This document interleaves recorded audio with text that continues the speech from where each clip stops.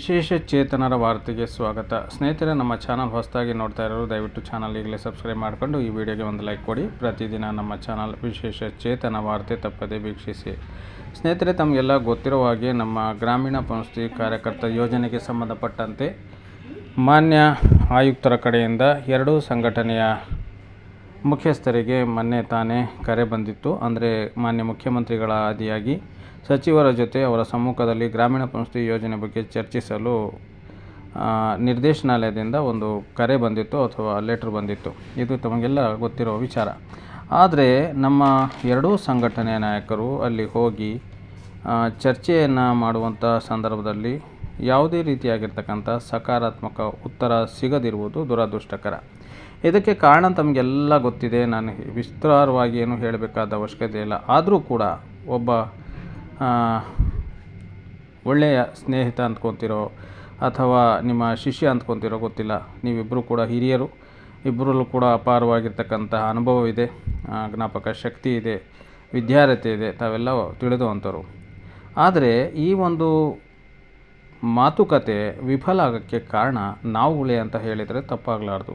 ಯಾಕಂದರೆ ತಮಗೆಲ್ಲ ಗೊತ್ತಿರುವ ಹಾಗೆ ಈಗಾಗಲೇ ಬೇರೆ ಬೇರೆಯ ಇಲಾಖೆಯಲ್ಲಿ ಕರ್ತವ್ಯ ನಿರ್ವಹಿಸ್ತಾ ಇರ್ತಕ್ಕಂತಹ ಕಾರ್ಯಕರ್ತರಿಗೆ, ಅಂದರೆ ಗೌರವಧನ ಕಾರ್ಯಕರ್ತರಿಗೆ ಸರ್ಕಾರ ಸೇವಾ ಭದ್ರತೆಯ ಕನಿಷ್ಠ ವೇತನನ ಜಾರಿ ಮಾಡಿದೆ.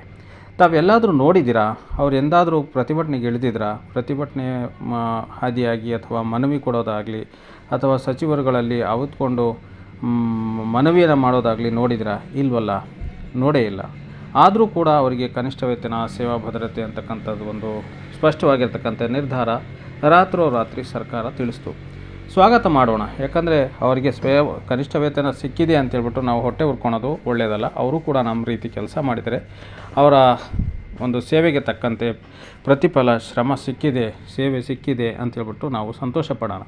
ಸ್ನೇಹಿತರೆ, ಮಾತು ಅದಲ್ಲ. ಆದರೆ ನಮ್ಮ ಎರಡೂ ಸಂಘಟನೆಯವರು, ಅಂದರೆ ನವ ಕರ್ನಾಟಕ ಸಂಘಟನೆ ಮತ್ತು ಕರ್ನಾಟಕ ರಾಜ್ಯ ವಿಕಲಚೇತನ ಕಾರ್ಯಕರ್ತರ ಸಂಘಟನೆ, ಈ ಎರಡೂ ಸಂಘಟನೆಯವರ ಒಂದು ಬೆಂಬಲದ ಕೊರತೆಯಿಂದಾಗಿ, ಒಗ್ಗಟ್ಟಿನ ಕೊರತೆಯಿಂದಾಗಿ ಎಲ್ಲೋ ನಾವು ಎಡವಿದ್ದೀವಿ. ಅಧಿಕಾರಿಗಳು ಇದನ್ನು ದುರುಪಯೋಗ ಮಾಡ್ಕೊತಾ ಇದ್ದಾರೆ, ಅಥವಾ ಬೇರೆ ಸ್ವಯಂ ಸೇವಾ ಸಂಸ್ಥೆಯವರು ನಮ್ಮ ಈ ಒಂದು ದೌರ್ಭಾಗ್ಯವನ್ನು, ದುರ್ಬಲತೆಯನ್ನು ಅವರು ಯುಟಿಲೈಸ್ ಮಾಡ್ಕೊತಿದ್ದಾರೆ ಅಂತ ಹೇಳಿದರೆ ತಪ್ಪಾಗಲಾರ್ದು ಸ್ನೇಹಿತರೆ. ಯಾಕಂದರೆ ದೊಡ್ಡದಾಗಿರ್ತಕ್ಕಂಥ ನಮ್ಮ ಒಂದು ಕುಟುಂಬ, ವಿಶೇಷ ಚೇತನರ ಬಳಗ ಏನಿದೆ, ಸುಮಾರು 13-11 ಲಕ್ಷ ವಿಶೇಷ ಚೇತನರ ಕುಟುಂಬ ನಮ್ಮ ರಾಜ್ಯದಲ್ಲಿದೆ. ಅವರಿಗೆ ಪ್ರತಿನಿಧಿಯಾಗಿ ಕೆಲಸ ಮಾಡ್ತಾ ಇರ್ತಕ್ಕಂಥವ್ರು ನಮ್ಮ ಗ್ರಾಮೀಣ ಪಂಚಾಯತಿ ಕಾರ್ಯಕರ್ತರು, ವಿವಿಧೋದ್ದೇಶ ಪಂಚಾಯತಿ ಕಾರ್ಯಕರ್ತರು, ನಗರ ಪಂಚಾಯತಿ ಕಾರ್ಯಕರ್ತರು. ಇವರನ್ನು ಒಂದು ಒಳ್ಳೆಯ ನೇತೃತ್ವ, ಒಳ್ಳೆಯ ಮುಂದಾಳತ್ವಕ್ಕೆ ತೆಗೆದುಕೊಂಡು ಹೋಗಲು ನಮ್ಮಲ್ಲಿ ಎರಡು ಸಂಘಟನೆಗಳಿವೆ. ಒಂದು ನವ ಕರ್ನಾಟಕ ಸಂಘಟನೆ, ಮತ್ತೊಂದು ರಾಜ್ಯ ವಿಶೇಷ ಚೇತನರ ವಿವಿಧೋದ್ದೇಶ ಗ್ರಾಮೀಣ ನಗರ ಪಂಚಾಯತಿ ಕಾರ್ಯಕರ್ತರ ರಾಜ್ಯ ಒಕ್ಕೂಟ. ನಾನು ಹೇಳೋದಿಷ್ಟೇ, ನೀವಿಬ್ಬರೂ ಕೂಡ ದಯವಿಟ್ಟು ಕೂಡಲೇ ಒಂದಾಗಿ ಒಂದೇ ಪ್ಲ್ಯಾಟ್ಫಾರಮಲ್ಲಿ ಬಂದು ಒಂದು ಅದ್ಭುತವಾಗಿರ್ತ ಶಕ್ತಿ ಪ್ರದರ್ಶನವನ್ನು ಮಾಡುವ ಮೂಲಕ ಸರ್ಕಾರಕ್ಕೆ ನಾವು ಎಚ್ಚರಿಸಿದ್ದೇ ಆದರೆ ಖಂಡಿತ ನಮಗೆ ಜಯ ಸಿಗ್ತದೆ. ಮೊನ್ನೆ ತಾವು ಇಬ್ಬರೂ ಸಂಘಟನೆಯವರು ಹೋದ್ರಿ, ಮುಖ್ಯಮಂತ್ರಿಗಳ ಹತ್ರ ತಮ್ಮ ಮನವಿಗಳನ್ನು ಮಾಡಿಕೊಂಡ್ರಿ. ಆದರೆ ಯಾವುದೇ ರೀತಿಯಾಗಿರ್ತಕ್ಕಂಥ ಒಂದು ನಿರ್ದಿಷ್ಟವಾಗಿರ್ತಕ್ಕಂಥ ಉತ್ತರ ಸಚಿವರಾಗಲಿ ಅಥವಾ ಮಾನ್ಯ ಮುಖ್ಯಮಂತ್ರಿಗಳಾಗಲಿ ಕೊಟ್ಟಿಲ್ಲ. ಇದಕ್ಕೆ ಕಾರಣ ನಮ್ಮಲ್ಲೇ ಇದೆ ಸ್ನೇಹಿತರೆ. ನಾವು ಎಲ್ಲೂ ಹುಡುಕೋದು ಬೇಕಾಗಿಲ್ಲ. ಯಾಕಂದರೆ ನಮ್ಮಲ್ಲಿ ಒಗ್ಗಟ್ಟಿನ ಕೊರತೆ ಇದೆ. ನಾವಿಬ್ಬರೂ ಕೂಡ ಒಗ್ಗಟ್ಟಿನಿಂದ ಸುಮಾರು 3-4 ಜಿಲ್ಲೆಯವರು ಸೇರಿ ಒಂದು ನವ ಕರ್ನಾಟಕ, ಒಂದು 19-20 ಜಿಲ್ಲೆ ಸೇರಿ ಒಂದು ರಾಜ್ಯ ಒಕ್ಕೂಟ ಅಂತ ಮಾಡಿಕೊಂಡು ನಾವು ಏನು ಚಿಚ್ಚಿದ್ರಾಗಿದ್ದೀವಿ, ನಾವೇನು ಬೇರೆ ಆಗಿದ್ದೀವಿ. ಇದು ಒಳ್ಳೆಯದಲ್ಲ. ಈ ಬೆಳವಣಿಗೆಗೆ ಇವತ್ತು ನೀವು ನೋಡಿದಿರ, ಈ ವಾತಾವರಣ ಪೂರಕ ವಾತಾವರಣ ಆಗಿಲ್ಲ. ಯಾಕಂದರೆ ಇಲ್ಲಿ ಒಗ್ಗಟ್ಟಿನ ಕೊರತೆ ಇದೆ. ನಮ್ಮಲ್ಲೇ ಎಲ್ಲೋ ನಾವು ಕಿತ್ತಾಡಿಕೊಂಡು ಬೇರೆಯವರು ಆಡ್ಕೊಳ್ಳೋವಂಥ ಪರಿಸ್ಥಿತಿ ನಮ್ಮ ರಾಜ್ಯದಲ್ಲಿ ಉಂಟಾಗಿದೆ ಅಂತ ನನ್ನ ಭಾವನೆ. ಹಾಗಾಗಿ ಮಾನ್ಯ ರಾಜ್ಯಾಧ್ಯಕ್ಷರು, ಮಾನ್ಯ ನವ ಕರ್ನಾಟಕ ಸಂಘಟನೆ ಅಧ್ಯಕ್ಷರು ಇಬ್ಬರೂ ಕೂಡ ಯಾವುದಾದ್ರೂ ಒಂದು ಒಳ್ಳೆಯ ಸ್ಥಳದಲ್ಲಿ, ಯಾವುದಾದ್ರೂ ಒಂದು ನಮ್ಮ ಮಠ ಮಾನ್ಯಗಳಲ್ಲಿ ಕೂತು ನಮ್ಮ ಜಿಲ್ಲೆಯ ಎಲ್ಲ MRWಗಳನ್ನು, ಜಿಲ್ಲಾಧ್ಯಕ್ಷರುಗಳನ್ನು ಕರೆದು ಎಲ್ಲರೂ ಒಗ್ಗಟ್ಟಿನಿಂದ ಕೂಡಿ ನಮ್ಮ ರಾಜ್ಯ ನಿರ್ದೇಶನಾಲಯದಲ್ಲಿ ಏನೆಲ್ಲ ಪೂರ್ವಭಾವಿ ಕಡತಗಳು ರೆಡಿಯಾಗಬೇಕು ಅದನ್ನು ರೆಡಿ ಮಾಡೋಣ. ಯಾಕಂದರೆ ನಮ್ಮಲ್ಲಿ ಕೆಲಸ ಮಾಡ್ತಕ್ಕಂಥ ಅತ್ಯಂತ ತೀಕ್ಷ್ಣವಾಗಿರ್ತಕ್ಕಂಥ ಸೈನ್ಯ ಇದೆ. ನಮ್ಮ ಗ್ರಾಮೀಣ ಪಂಚಾಯತಿಕರ್ತರು ಯಾವುದೇ ಕೆಲಸ ಕೊಟ್ಟರು ಅಚ್ಚುಕಟ್ಟಾಗಿ ನಿರ್ವಹಿಸಿ ಕೊಡ್ತಾ ಇದ್ದಾರೆ ಅನ್ನೋದಕ್ಕೆ ಒಂದು ವಿಶೇಷವಾಗಿರ್ತಕ್ಕಂಥ ಸಾಕ್ಷಿ ಅಂದರೆ ನಮ್ಮ ಇಲಾಖೆಗೆ ರಾಷ್ಟ್ರ ಪ್ರಶಸ್ತಿ ದೊರಕಿರೋದು. ಇದು ನಾವು ಯಾರೂ ಕೂಡ ಮಡಿಬಾರ್ದು, ಯಾರೂ ಕೂಡ ನಾವು ಕಡೆಗಣಿಸಬಾರ್ದು.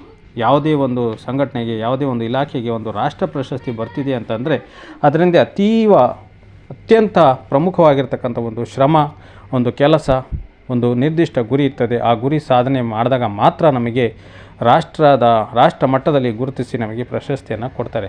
ಹಾಗಾಗಿ ನಮ್ಮ ಇಲಾಖೆಗೆ ಈಗಾಗಲೇ ಸುಮಾರು 4-5 ವರ್ಷ ಹಿಂದೆ ರಾಷ್ಟ್ರ ಪ್ರಶಸ್ತಿ ದೊರಕಿದೆ. ಇದರ ಪ್ರತಿಫಲ ನಮ್ಮ ವಿಶೇಷ ಚೇತನ ಗ್ರಾಮೀಣ ಪಂಚಾಯತಿ ಕಾರ್ಯಕರ್ತರಿಗೆ ಸಲ್ತಾ ಇದೆ. ಸ್ನೇಹಿತರೆ, ಇಂಥ ಒಂದು ಒಳ್ಳೆಯ ಕೆಲಸ ಮಾಡಿ ಇಷ್ಟು ಒಗ್ಗಟ್ಟು, ಇಂಥ ಒಂದು ಶ್ರಮಜೀವಿಗಳಾಗಿರ್ತಕ್ಕಂಥ ನಮಗೆ ಒಂದು ಸೇವಾ ಭದ್ರತೆ, ಒಂದು ಕನಿಷ್ಠ ವೇತನ ಕೇಳೋಕ್ಕೆ ಪದೇ ನಾವು ಪ್ರತಿ ವರ್ಷ ಸ್ಟ್ರೈಕ್ ಮಾಡೋದು, ಪ್ರತಿ ವರ್ಷ ಮನವಿ ಕೊಡೋದು, ಪ್ರತಿ ವರ್ಷ ಸಚಿವರ ಹತ್ರ ಹೋಗಿ ಕಾಲಿಗೆ ಬೀಳೋದು, ಇದು ನನಗಂತೂ ಹಿಡಿಸ್ತಾ ಇಲ್ಲ. ಯಾಕಂದರೆ 3 ದಿನ 4 ದಿನ ಉಪವಾಸದಿಂದ, ಕಣ್ಣಿಗೆ ನೀರಿಲ್ದಲೆ, ಕಣ್ಣಿಗೆ ನಿದ್ದೆ ಇಲ್ದಲೆ, ಊಟ ಇಲ್ದಲೆ, ಹಾಸ್ಕೊಳೋಕ್ಕೆ ಒತ್ತಿಗೆ ಇಲ್ದಲೆ, ಶೌಚಾಲಯದ ವ್ಯವಸ್ಥೆಯೂ ಕೂಡ ಇಲ್ಲದಂಥ ಪರಿಸ್ಥಿತಿಯಲ್ಲಿ ನಮ್ಮ ಕಾರ್ಯಕರ್ತರು ಮೊನ್ನೆ ತಾನೇ ಹೋಗಿ ಫ್ರೀಡಮ್ ಪಾರ್ಕಲ್ಲಿ ಒಂದು ಪ್ರತಿಭಟನೆಯನ್ನು ಮಾಡಿಬಂದರು. ಅದಕ್ಕೆ ಸರ್ಕಾರ ಕೊಟ್ಟಿರ್ತಕ್ಕಂಥ ಕೊಡುಗೆ ಏನಪ್ಪ ಅಂದರೆ ಶೂನ್ಯ. ಕೊಡ್ತೀವಿ, ಬನ್ನಿ ಮುಖ್ಯಮಂತ್ರಿಗಳ ಹತ್ರ ಬನ್ನಿ, ನೇರವಾಗಿ ಮಾತಾಡಿಸ್ತೀವಿ ಅಂತ ಹೇಳಿದರು. ಹೋದ್ವಿ, ಕರೆದ್ರು, ಆದರೆ ಏನು ಬಂತು? ಶೂನ್ಯ, ಸಾಧನೆ ಶೂನ್ಯ. ಆದ್ದರಿಂದ ನಾನು ಹೇಳೋದಿಷ್ಟೇ, ಎರಡೂ ಸಂಘಟನೆಯ ನಾಯಕರಲ್ಲಿ ನಾನು ವಿಶೇಷವಾಗಿರ್ತಕ್ಕಂಥ ಒಂದು ಮನವಿ ಇವತ್ತು ರಾಜ್ಯದ ಸಮಸ್ತ ಕಾರ್ಯಕರ್ತರ ಪರವಾಗಿ ಮನವಿ ಮಾಡ್ತಾಯಿದ್ದೀನಿ. ಇನ್ನೂ ಕಾಲ ಮಿಂಚಿಲ್ಲ. ದಯವಿಟ್ಟು ನೀವು ಚುನಾವಣೆಗಿನ ಮುಂಚೆ ಯಾವುದಾದ್ರೂ ಒಂದು ತುರ್ತು ಸಭೆ ಕರೆದು ನೀವಿಬ್ಬರೂ ಕೂಡ ಒಂದಾಗಿ ಒಗ್ಗಟ್ಟಿನಿಂದ ನಾವು ಕೆಲಸ ಮಾಡಿರ್ತಕ್ಕಂಥ ಎಲ್ಲ ಫೈಲ್ಗಳನ್ನು ರೆಡಿ ಮಾಡ್ಕೊಳ್ಳಿ. ಪ್ರಗತಿ ಏನು ನಾವು ಸಾಧಿಸಿದ್ದೀವಿ ಆ ಪ್ರಗತಿಯ ಮುನ್ನೋಟ ಎಲ್ಲನೂ ಕ್ರೋಢೀಕರಣ ಮಾಡಿ ಇಲಾಖೆಯ ನಿರ್ದೇಶಕರಲ್ಲಿ ಸಲ್ಲಿಸೋಣ. ನಮ್ಮ ಕರ್ತವ್ಯಗಳು ಏನಿದೆ ಆ ಕರ್ತವ್ಯಗಳು ಚಾಚೂ ತಪ್ಪದೆ ನಮ್ಮ ಕಾರ್ಯಕರ್ತರು ಮಾಡ್ತಾಯಿದ್ದಾರೆ. ಬಿಸಿಲಿರಲಿ, ಮಳೆ ಇರಲಿ, ಕೊರೋನಾ ಇರಲಿ, ಪ್ರತಿಯೊಂದು ಸಂದರ್ಭದಲ್ಲೂ ನಮ್ಮ ಕಾರ್ಯಕರ್ತರು ಹೆಚ್ಚಿನ ಶ್ರಮ ಕೊಟ್ಟು, ಕೈ ಕಾಲಿನ ಸಮಸ್ಯೆ ಇದ್ದರೂ, ದೃಷ್ಟಿ ಸಮಸ್ಯೆ ಇದ್ದರೂ, ಶ್ರವಣದೋಷದ ಸಮಸ್ಯೆ ಇದ್ದರೂ ಕೂಡ ನಮ್ಮ ಗ್ರಾಮೀಣ ಪಂಚಾಯತಿ ಕಾರ್ಯಕರ್ತರು ಅತಿ ಹೆಚ್ಚು ನಿಗಾ ಕೊಟ್ಟು ನಮ್ಮ ಇಲಾಖೆಗಾಗಿ 16 ವರ್ಷ ಶ್ರಮಿಸಿ ಕೆಲಸವನ್ನು ಮಾಡಿದ್ದಾರೆ. ಈ ಒಂದು ಶ್ರಮದ ಫಲ ವೇಸ್ಟ್ ಆಗಬಾರ್ದು. ಇದಕ್ಕೆ ತಕ್ಕ ಪ್ರತಿಫಲ ಸಿಗಬೇಕು ಅಂತಂದರೆ ನೀವಿಬ್ಬರು ಒಂದಾಗಿ ನಮ್ಮ ಎಲ್ಲ ಮೂಲ ದಾಖಲಾತಿಗಳನ್ನು, ಮೂಲ ಕಡತಗಳನ್ನು, ನಾವು ಈಗಾಗಲೇ ನಿರ್ವಹಿಸಿರ್ತಕ್ಕಂಥ ಎಲ್ಲ ಕರ್ತವ್ಯಗಳ ಒಂದು ಪ್ರಗತಿಯ ವರದಿಯನ್ನು ನಾವು ಸಿದ್ಧಪಡಿಸ್ಕೊಂಡು ಮಾನ್ಯ ಆಯುಕ್ತರಲ್ಲಿ, ಮಾನ್ಯ ನಿರ್ದೇಶಕರಲ್ಲಿ ಕೂತು ಗಂಭೀರವಾಗಿರ್ತಕ್ಕಂಥ ಚರ್ಚೆ ಮಾಡಿ ಸೂಕ್ತವಾಗಿರ್ತಕ್ಕಂಥ ಪರಿಹಾರ ಎಲ್ಲೂ ಇಲ್ಲ, ನಮ್ಮ ನಿರ್ದೇಶಕರ ಕೈಯಲ್ಲೇ ಇದೆ.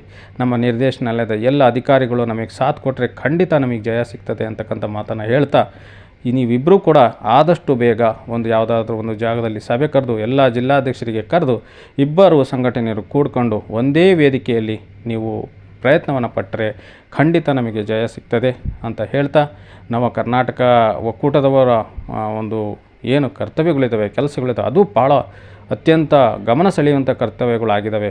15 ವರ್ಷಗಳಿಂದ ಮಾಡಿರ್ತಕ್ಕಂಥ ರಾಜ್ಯ ಒಕ್ಕೂಟದವರು ಕೂಡ ಅತ್ಯಂತ ಪ್ರಭಾವಶಾಲಿಯಾಗಿ ಕೆಲಸ ಮಾಡಿದರೆ, ಎರಡೂ ಸಂಘಟನೆಯವರು ನಮ್ಮ ದೇಹದ 2 ಕಣ್ಣಿದ್ದ ಹಾಗೆ.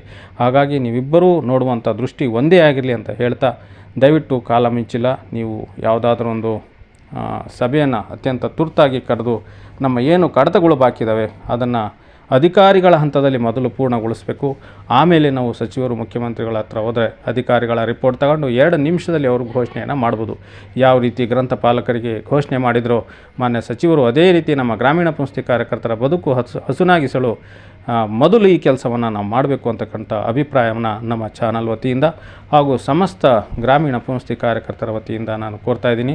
ದಯವಿಟ್ಟು ನೀವಿಬ್ಬರೂ ಕೂಡ ಒಂದಾಗಿ ಕರ್ತವ್ಯ ನಿರ್ವಹಿಸಿದರೆ ಮಾತ್ರ ನಾವು ನಮ್ಮ ಗ್ರಾಮೀಣ ಪಂಚಾಯತಿ ಕಾರ್ಯಕರ್ತರಿಗೆ ನ್ಯಾಯ ಒದಗಿಸುವಂತಾಗುತ್ತೆ. ಇಲ್ಲಾಂದರೆ ನಮ್ಮಲ್ಲೇ ಕಚ್ಚಾಡಿಕೊಂಡು ಬೇರೆಯವರು ನಗೋ ರೀತಿ ಆಗುವಂಥ ಪರಿಸ್ಥಿತಿ ಈಗಾಗಲೇ ನಿರ್ಮಾಣ ಆಗ್ತಾಯಿದೆ. ಅದನ್ನು ಇಷ್ಟಕ್ಕೆ ನಿಲ್ಲಿಸಿ ನಾವಿಬ್ಬರು ಒಂದಾಗೋಣ. ನಮ್ಮ ಸಂಘಟನೆ ಒಂದು ಏನು ಗುರಿ ಇದೆ ಅದು ಯಶಸ್ವಿಯಾಗಲಿ, ಜಯವಾಗಲಿ ಅಂತ ಹೇಳ್ತಾ, ಈ ವಿಡಿಯೋ ಬಗ್ಗೆ ತಮ್ಮ ಅನಿಸಿಕೆ ಅಭಿಪ್ರಾಯಗಳನ್ನು ತಪ್ಪದೇ ಹಾಕಿ ಅಂತ ಹೇಳ್ಬಿಟ್ಟು ನನ್ನ ಮಾತನ್ನು ಮುಗಿಸ್ತಾ ಇದ್ದೀನಿ. ಜೈ ಹಿಂದ್, ಜೈ ಕರ್ನಾಟಕ.